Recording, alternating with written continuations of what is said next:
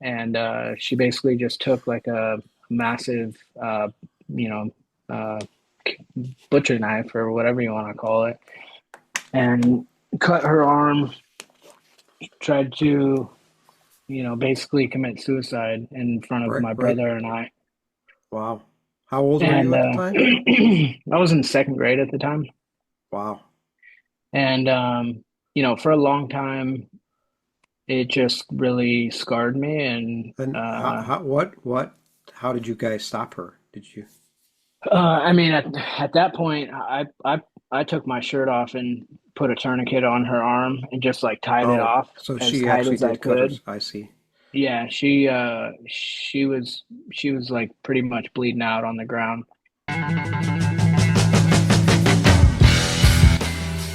Welcome to the Valiant Forge podcast, where we help men overcome life's battles, show up better in the world, and become a valiant warrior for God. This is a place where we share practical strategies that will equip you on life's journey to help you become the man God has called you to be. Are you ready to overcome your doubt and fulfill your purpose just like Gideon? If so, let's go.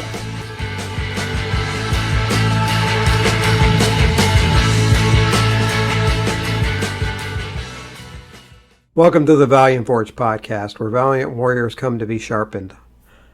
I am Mark Osborne. I am the host of the podcast. My guest today is Jordan Turbyfil. He grew up in a very chaotic household, and because of that upbringing, it led him to a life of addiction and doing things that just were out of his character. And something happened in his life, as you know, I've talked about this on many other podcasts myself. God will sometimes use a bigger hammer to draw you back to him. He ended up in prison with a DUI, and while he was in, I don't know if it was prison, but it was jail. While he was in jail, he had a turnaround where he called on God, and when he came out of that, his life started turning around. I'm not going to get more into the story because then you won't want to listen to the podcast, but it's a powerful episode, and I think you're going to enjoy it. Before I continue on, before I share the episode with you, remember, if you like the podcast, please like the video. I don't get very many likes on my video, and I'm not here begging for likes, but what that does is it shows the algorithm that people are interested in this. I get a pretty decent amount of views on a lot of these podcasts, but I don't get any likes. And if you like the video, especially if you comment on the video, tell me what you think of the video. I want to hear how you feel about the stories of the men that I'm having on. And I will tell you this, so today, a lot of these interviews I recorded months ago. But today is July 26th. July 30th of last year is when I started the YouTube channel. And I know I've been sharing a lot of interviews, and I post one a week, somewhere between Wednesday and Friday. I know last week I said Wednesday, but things happen. Somewhere between Wednesday and Friday, I post one a week. But I haven't done a solo episode in a long time. So I want to get back to that. They will be shorter. I'm going to get back to that. So I decided that starting in July, I'm going to start doing a solo episode and an interview per week. So if you have topics you would like me to explore, let me know in the comments below, and I will dive into that. Without further ado, again, if you like the video, share it with a friend. If you think a friend may resonate with the story that you hear today through the podcast, there also are a lot of good lessons in this podcast. This isn't just a story. There's a lot of good lessons in this podcast. So share it with a friend, subscribe to the channel, and let me know what you think. I will see you in the next video. Here is my conversation with Jordan Turbyfil. Jordan, welcome to the podcast. How Appreciate you are having me you? on, man. I'm doing Yeah, well. It's absolutely. a little hot out here today, but we can't allow the temperature to have an impact on our movements throughout the day. So uh, Absolutely. we're getting So it. you're a contractor, correct? Yes, sir. We do hardwood and tile out here in Austin, Texas. So do you go throughout the day, go to your different places where you have contracts going and check on your guys and Yep, 100%. Right now, we're working on a really large exterior patio, and not everything goes as planned. We had made a couple of orders for some float to be delivered, and the company that was supposed to deliver it ended up calling me this morning, and actually yesterday morning as well, saying that it's going to be delayed. So I had to jump and start loading float in the truck and bringing it to the job site, and make sure the guys have materials to keep moving. yeah. I don't know, but like when you came up on Podmatch, there was something about your picture, and I Hmm. didn't even know until I started looking into who you are that you're a blue collar guy. Oh I'm a yeah. blue collar guy myself. I'm a machinist. I've worked in machine shops my whole life. I still do it now. I'm Oh, that's still awesome. doing bivocational podcasting, but yeah. And to be honest, I think even if this grows, I'm still going to continue to work in some form because I love working with my hands. I like to be Oh, physical. same. Yep, Yeah. same. There's nothing I feel like as men, there's nothing that's more fulfilling than like pushing yourself in a physical job where you know you're serving your client in a positive way. And for me, um, you know, uh, being there to deliver materials, being the owner, but also being the feet on the ground, in the dirt, making sure that the guys have what they need, making sure that they have direction, so they're not just like sitting around waiting for questions to be answered and stuff like that.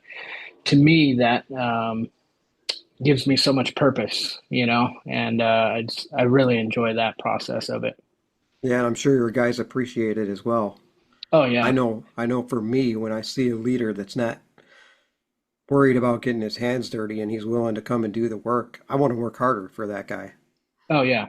And yeah, that's exactly how I feel. It's like, before I started my own business, I worked for a bunch of other different companies. I've done a bunch of different trades growing up, and just kind of seeing how different owners and different project managers kind of handled.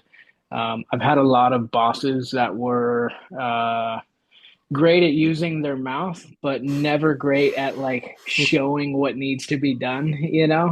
Yeah, And so I've taken an earful a handful of times, probably more than a handful of times.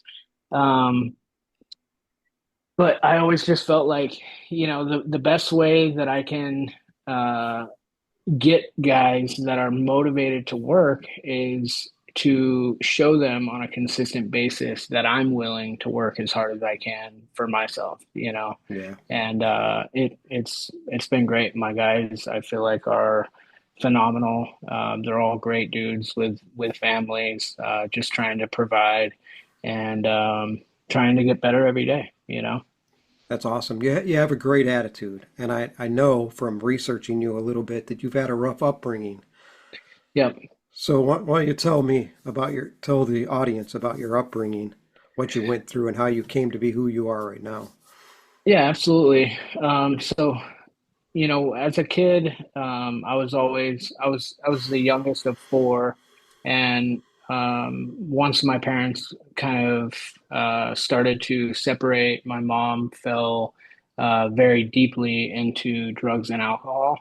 And as a 7, 8 year old, I didn't really understand it at the time and didn't really know what was going on. But I could tell that something was definitely off. And she gradually used more and more. She was a big meth addict, and there was things along the way that, like she would cut crosses into her arms, Wow. like really deep crosses, and then.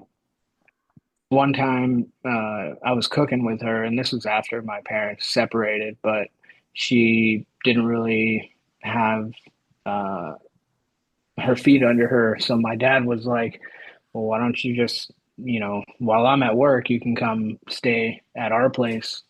Because he, once they separated, he got an apartment and left her the house, um, which I have no idea what happened to the house. But, we started living with our dad because of everything that was kind of going on. And while he was at work, she was cooking with us or teaching me how to cook and stuff. And she basically just took like a massive, you know, uh, butcher knife or whatever you want to call it, and cut her arm, tried to, basically commit suicide in front of Right, my right. brother and I. Wow. How old were And you at the time? I was in second grade at the time. Wow. And, for a long time, it just really scarred me. And And how did you guys stop her? Did you? I mean, at that point, I took my shirt off and put a tourniquet on her arm and just like tied it Oh, off so as she tight actually as I did cut could. hers. I see. Yeah, she was like pretty much bleeding out on the ground, and Wow. my brother called 911. Ambulance came and took her and left us at the apartment. My dad came and um, we went to the hospital to check on her, and then we went back home, and she was supposed to get out the next day, and then pretty much didn't see her for months, which I believe my dad tried to check her into rehab or something like that, and she just kind of fled, which was a lot of what she would do. Um, she would get into these incidents and then just kind of disappear. And it was like we would start to feel better and, as kids, just trying to live a normal life. And then all of a sudden she'd come back in and then our whole world would, essentially turn back upside down. Wow. Um, and yeah, I mean, it led me to a lot of my own self-destruction as well. When I turned 18, I started drinking alcohol. And, I can remember the first time I drank alcohol, I blacked out. And the second time I drank alcohol, I blacked out because all I knew of alcohol was if you're going to drink it, you're drinking to get drunk. That's Right. That was, essentially what yeah. what my mom had showed me. And So from second grade to 18, you were dealing with all that pain. Do you think yeah, alcohol was a way to try to hide some of that pain? Did oh, you ever have any 100%. counseling or anything from what you Uh, saw with your mom? yeah, I went to counseling for when I was probably 2021. Um, and that was after, having a long stretch of just drinking as much as I could every weekend. Wow. Um, Finally, I got sober for like a year, and then I went to counseling during that time. Started to really kind of figure things out, or at least I had thought, and and then I started drinking again, and fell right back into it. And it started slow. It was oh, I'm only gonna drink once a year, and then turned into oh, I'm only gonna drink once every couple months, or then it turned into once every month, once every weekend, twice a weekend, four times a week, and I found myself getting my second DUI when I was, I believe, 26. And they kind of threw the book at me because the first time I got a DUI, I was 20 and I was completely blacked out. I was over three times the legal limit. And then the second time I got a DUI, same thing. I was blacked out over three times the legal limit. So they saw that as like, he's not learning anything. So let's, throw him in county jail in downtown LA for 120 days and Wow. did that. And, it really hit me because during that time, I did actually get sober, and it was to uh, try and lessen my sentence. And I started really trying to like go to AA, and I got a sponsor and stuff like that. and I kept pushing back the court date so I could show them I have more time sober and stuff like that. So once I did actually get my sentence, I basically took a plea deal and pleaded guilty, and um, they they cut my prison or jail time. I shouldn't say prison, but jail time in half. And once they put the shackles on and put me on a bus, it hit me like a ton of bricks. Like, holy, holy crap! Like, where have you gotten yourself? I always felt like I was um, somebody that tried to do good, tried to be honest, tried to be truthful, and alcohol always brought out the worst in me. And now. So where did that come from? That trying to always be good, be honest, be truthful. Did you have a church background or was that just instinctual? Before my mom got into all the meth and stuff, and alcohol, she would take us to church all the time, and she would always be very spiritual with us and try and connect us with nature. We were always outside as kids, and um, yeah, I mean, she really breathed that kind of like light into us as kids, up until, first, second grade when she really started her downfall. Yeah. So did you have a belief in God during all of that? Oh yeah, 100%. When I sat there, when I got into the jail, and in LA County, it's typically like 100 to 200 people at a time getting processed to go in, Hmm. and they pretty much have everyone in this big rectangular room, sitting up against the wall. And I just remember sitting there looking around, just praying, just like, man, please don't let anything crazy happen to me while I'm in here. Please, God. And no, it was fun. Nobody really talked to me in there. I didn't really talk to anybody.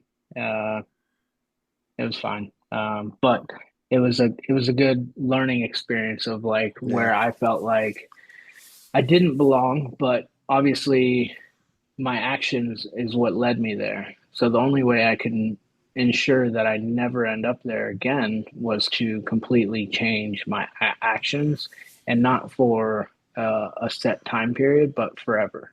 So, now I've been sober. It'll be 9 years, November 21st. That's So, awesome. yeah. So when you prayed and asked God to not let anything happen to you, do you Hmm. feel like that was a shift? Like you felt like God heard you and now you have this Oh, connection with him that you didn't have before? I mean, I always kind of felt like I had a connection, but specifically at that time, they had given me, I think it was 120 days, and then they switched it to 60, right? So they cut it in half. And because of the crime rate out there, they were saying if I got 60 days, I should probably serve like 10 to 20, right? So the crazy thing is, I get all the way through processing, and there's only like four white people in the group that I was getting processed in with. And once they finally put us in one of the I don't even know what it's called off the top of my head, but one of the areas where the cells are and the bunks are, they had all the Hispanic people on the top floor. They had all the African American people on the bottom floor. And because it was kind of overfilling, they had the four white people not in a cell, but just in the open on bunks. And I remember praying and sitting there in the top bunk, and I had the blanket completely over my head and was just squeezing the hell out of the pillow and just praying. And before it was probably, I don't know, 6 in the morning, and before we even woke up or got woken up to eat, um, I could hear them open the door and call my name to bring me out. And start the whole process of taking me out. So Wow. I was really only in there for like a day and a half, 2 days, you know. Hmm. But it was nobody else got taken out at that time, you know. Wow. So it was like something where, yeah, I really felt like he heard me and kind of answered and felt like I was gonna, I was committed at that point to changing for good, you know. That's awesome. Yeah. So after you got out of prison, what happened after that? Like, did you start looking for jobs and start to change your life? I know you stopped drinking. Yeah.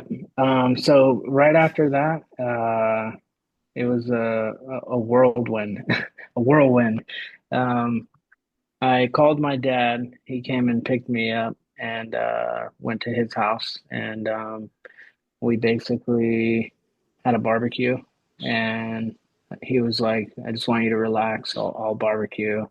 My older brother came over, who he's a big alcoholic as well, Hmm. and I think like 4 or 5 months sober at this point, and he was um, sneaking his alcohol. So he was running out to his car and filling up a Gatorade, and then drinking his Gatorade in front of us like he was just drinking Gatorade.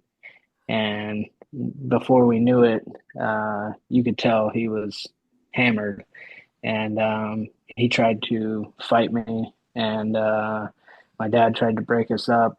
He ended up punching my dad in the face, and I chased him out of the house, and he jumped in his car and drove off. And yeah, just one of the Wow.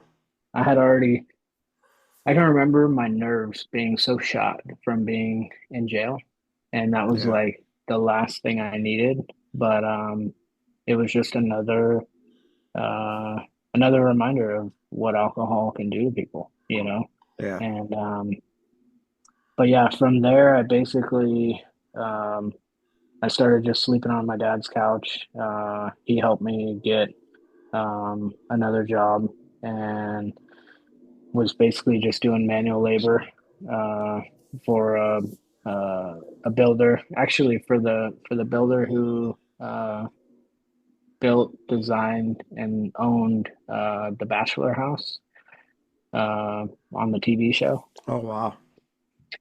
So that was a fun experience. That helped me a lot, and I mean, I really just tried to kind of do anything. I started doing HVAC on the side on the weekends with a guy that I knew that was trying to like grow his HVAC business. So he needed, people to run ducting and stuff like that. So learned all about that stuff. Got to the point where I could set up my own unit and get it going, and then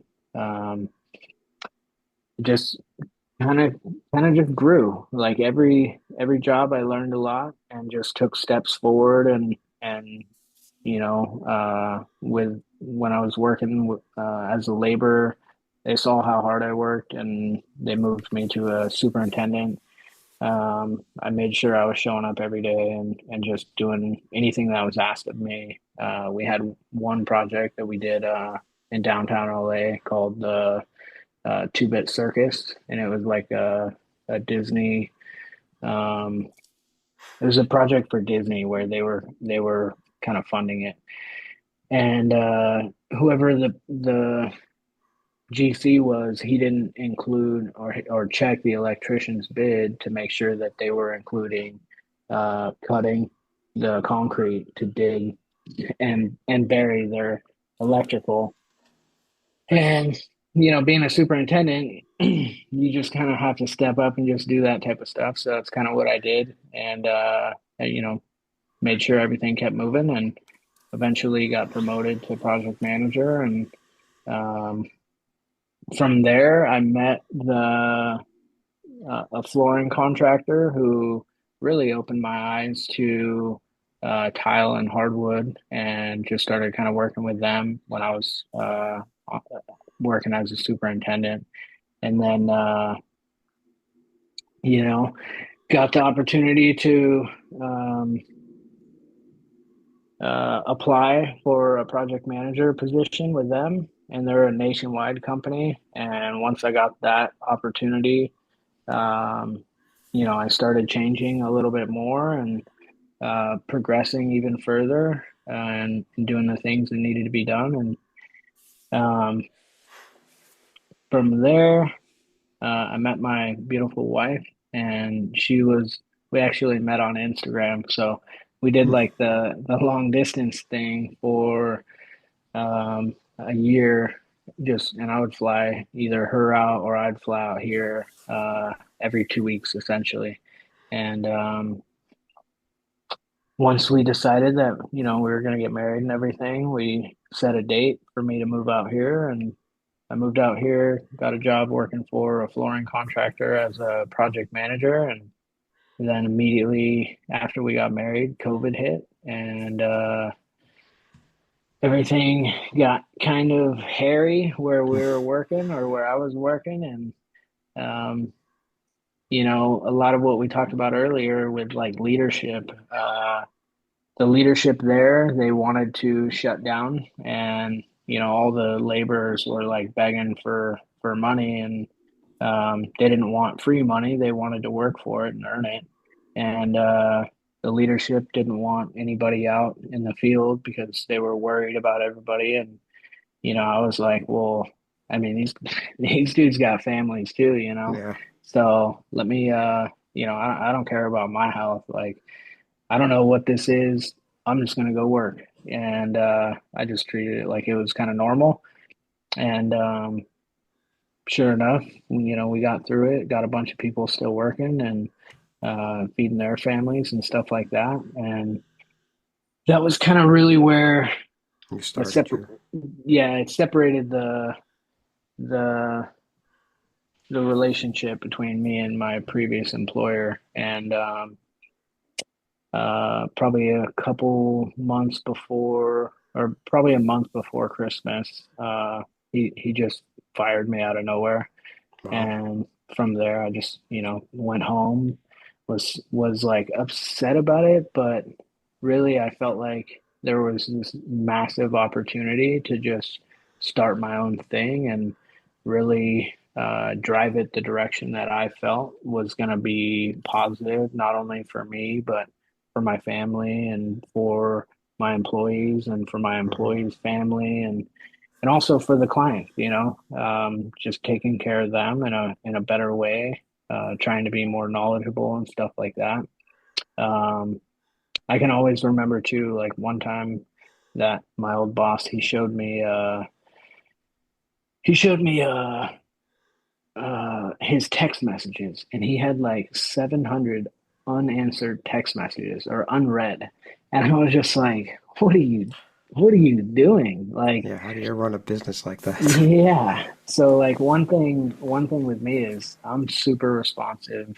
I truly feel like if you avoid a problem, you're only giving that problem more oxygen and room to Hmm. grow. And the best thing you can do, especially in business, is answer your phone, respond as quickly as possible, because something small can turn into something huge if you're not Yeah. answering or responding, you know? So you have So, a great mindset and a great attitude. So during yeah, that I time of your appreciate it. growth, during that time of your growth, did you have men in your corner helping you along? Did you get some mentors? Oh yeah, yeah. So one of the biggest, I feel like the past 2 years has been like the biggest kind of jump for me mentally. And what I did was I hired Wes Watson as one of my mentors, and he was the best. I mean, he showed me every day that he's willing to show up, even if, people are slandering his name all over social media, Mm. or to him, it didn't matter. He was like, I'm going to show up for you guys no matter what. And he did. Every single day he showed up. And I think that's, one of the most important things is just showing up. A That's lot of that's people, awesome. a lot of people just don't show up anymore. And, you Yeah, I know, recently did a podcast about that, the power of showing up. Oh man, And it's showing up isn't unbelievable. just being there, it's being present. Yeah, Like we were 100%. talking about in your workplace, you don't just go there every day. You go there and give 100%, just like the Yep, Bible says. You do your work heartily unto the Lord. Everything yep, that you do, this is a everything that you do, you're representing Jesus Christ. If you're saying that you're a believer in God and everything that 100%. you do, people should see that in you. You know what I mean? Yeah, yeah, we're serving him with the work that we're doing, and the harder the work, it's like the bigger the reward, not only physically but mentally, you know. Yeah. If we're able to climb that mountain and get over that difficult task, as they would say, I always believe that the reward is that much worth it. Amen. And I can see you're a disciplined guy. I oh mean, yeah, you're kind of jacked. You got big arms. yeah, I stay working out every day. I don't take a day off. I feel like it's all connected. Um, if we can push ourselves every day to grow mentally, and to me it's more for the mental. I'm not the person that's going to ever go on stage and show off and flex for a crowd. For me it's all 100% mental, and if I can push myself every day and try and like turn off my own lights, you know what I mean? Yeah. uh uh, the more you push yourself every time, the further you're pushing that point to where somebody else can turn off your lights, you know? So you're building your capability mentally, physically every day. So, Yeah. um, I talk about this a lot. It's mind, body, and soul. And 100%. and and spirit. That's what your spirit is, your mind, body, and your soul. Yeah. So this is a Christian podcast. So do you have any spiritual disciplines that you I know I Um, heard you talk about non-negotiables on other podcasts.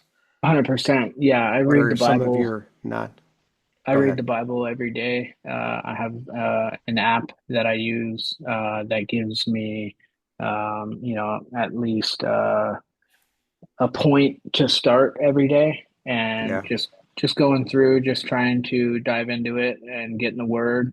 Obviously, praying every day is super important to me, and I believe a lot of people pray when they're needing something.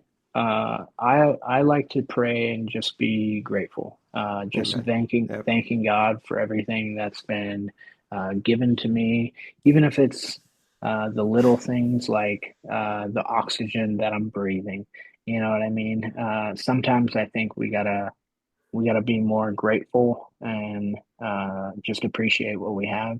Um, and that doesn't mean uh, appreciate to the point to where you're not progressing anymore. Because I Correct. think Yep. sometimes people take it that way, like, oh, I'm just appreciating everything. Uh, I think God always wants us to do more than what we did yesterday.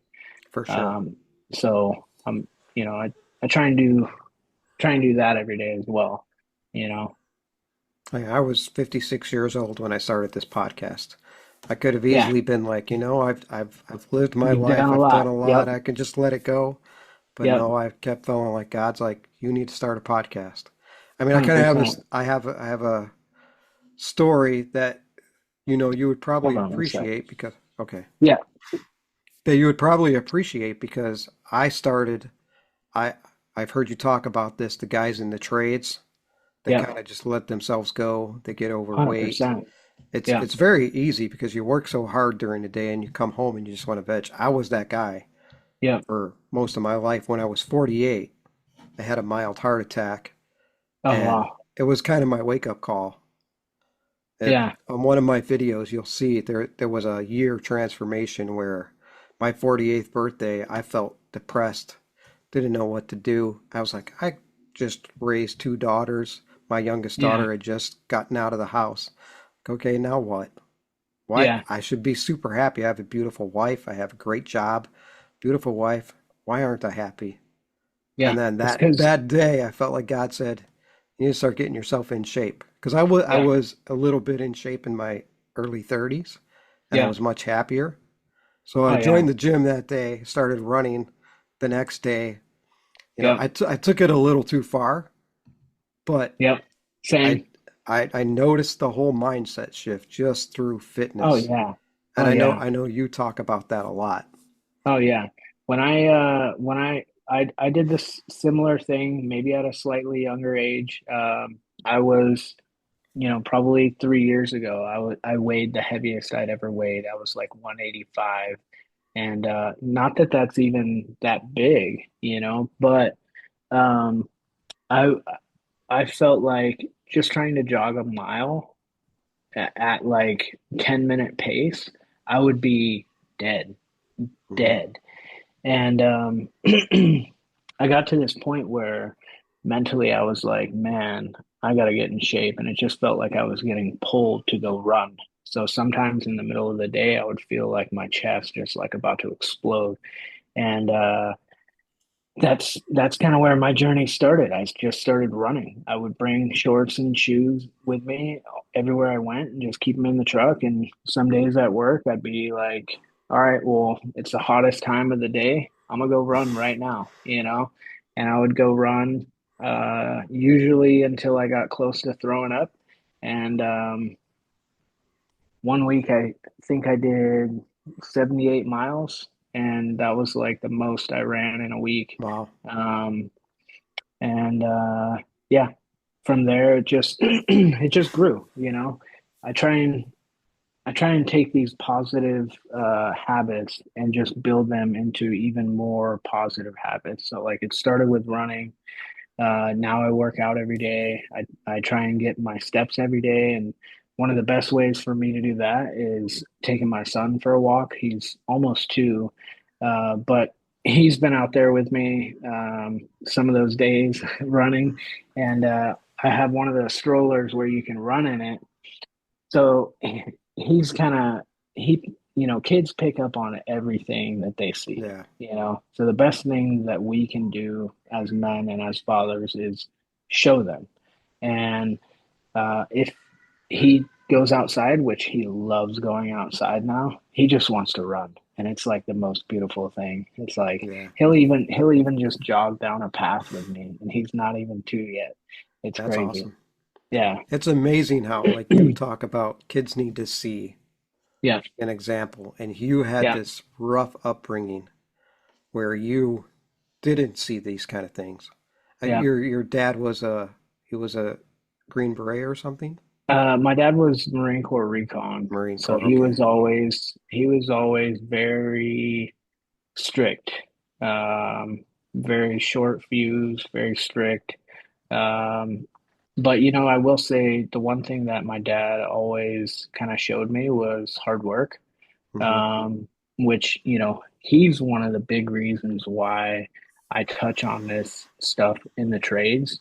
And it's not so much a negative thing. I think it's a lack of, or maybe not a lack of, but it's a result of pure focus on the work, you Correct. know? Yeah. And when you have pure focus on the work, everything else seems to fall to the wayside. Yep. And I believe the best thing that we can do as men is focus on our weaknesses and build those areas so that we're strong all around. Because anyone that tries to bring us down or take us down, they're going to be looking for that weakness, and that's where they're going to jab the stake, you know? So, spiritually, physically, mentally, we got to be strong all around. Um, but yeah, I think he also showed me a lot of growth. He was, you know, when he had another son later with his third wife, and I got to see him. They had him when I was 13, so I got to kind of see him be a dad again. And the way that he approached being a dad again was completely different than how he approached it with me and my older brothers. And I have nothing but incredible things to say about like the amount of growth that I saw from him the past 20 years. That's So awesome. yeah. So where is your mom today? My mom is in prison today. She is Hmm. in Coronado prison, women's prison. Do you still talk to her? Has she seen the Um, growth in you? you know, I think she has. I did talk to her last year. I was trying to connect with her a lot and kind of I opened myself up to kind of trying to repair that relationship. So Hmm. I gave her, I called her, sent her letters, gave her my number, stuff like that. But um, sadly, addiction is something that um, people can still get their hands on in prison and very easily. Um, and it was just talking with me was a way for her to just ask for more money.